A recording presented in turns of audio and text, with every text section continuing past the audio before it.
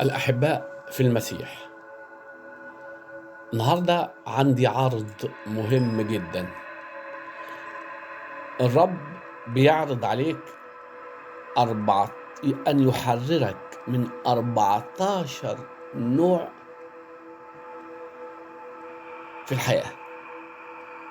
حرية من الخوف، حرية من الخطية، حرية من الشك، حرية من الهزيمة أمام التجربة، حرية من اليأس، حرية من الحزن، حرية من الفشل الروحي، حرية من الضمير المتعب والمشتكي، حرية من الهم، حرية من الفتور الروحي، حرية من الضعف، حرية من سلطان الشيطان وسلطان الخطية، حرية من الموت الأبدي، وحرية من أبواب الجحيم.